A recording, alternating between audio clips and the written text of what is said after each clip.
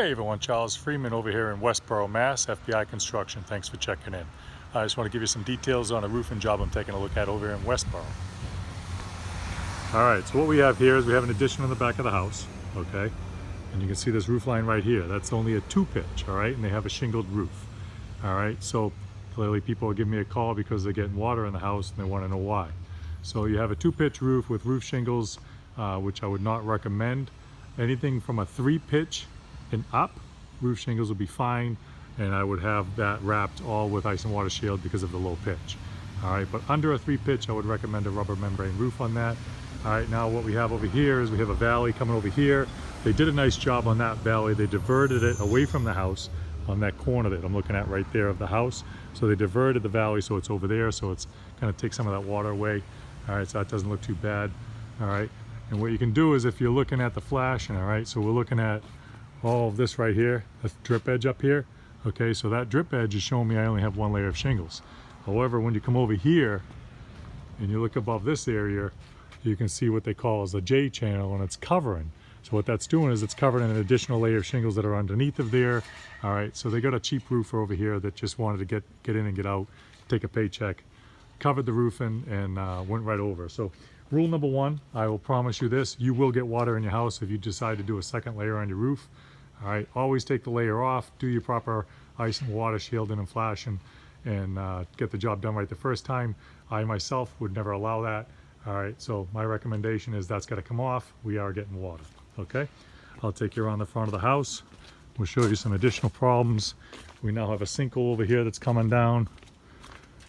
All right, so now we have the chimney. Congratulations to the original builder. He did put a cricket back there. It is not leaded or flashed appropriately. Okay, so you don't have the proper lead right here, and you can see the flashing right there, so the water's just going to get behind the flashing and in. All right, you can see this pipe right here. All right, that boot, okay, on that pipe is wrong. You get the shingles on the back end of that. It's going to allow water to get back in there. That boot is actually correct. Just needs to be sealed down in the front. All right, again, but this whole layer here has 2 layers. All right, so you can see that J channel again that I'm talking about on the flashing, so that tells you get an extra layer. You can see it right here of the gutter. You get multiple layers. All right, so now what I'm going to tell you is because you have a second layer, there's no way anyone in their right mind is going to guarantee you that this roof does not leak, okay? I'm not going to guarantee you water's not going to get behind that pipe, or that chimney. All right, so when we open it up, what we can find, nobody knows. I can't see it. But I can promise you there's certainly leaks in there somewhere. All right, so we're going to take you around the front real quick. I'm going to talk quick because I know you don't want to listen to a 10-minute video because I can tear this house apart real quick. So here's the big catastrophe. So here, my friends, is another bad builder. All right, so what you have here is that's called a valley. So you see that line going up there? That's considered a valley, all right? So you get a roof line coming down here. Again, it's got 2 layers of roofing. And then you get another roof line coming down over here. And it's all meeting right in the corner of that house. So what's going to happen is every time it snows, you're going to get a little buildup and the water's going to get in the house. All right, we also want to keep in mind that they went ahead and put a second layer. On the main house, there is not a second layer, it's a single layer. All right, so that tells me that they were getting water over here.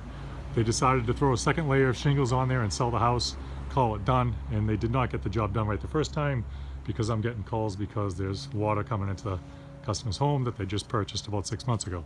All right, so we got water damage coming into the house right here. It's visual inside the house, it's visual inside the garage. Okay, so we're gonna have to take this all apart, ice and water it, flash it appropriately. Now we're gonna have to take all the siding off.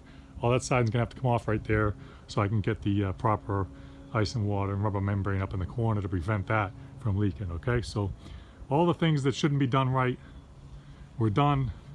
It was not done right, and we'll give the customer a cost, and we'll get the job done right the first time. Charles Freeman, FBI Construction. Thanks for checking us out.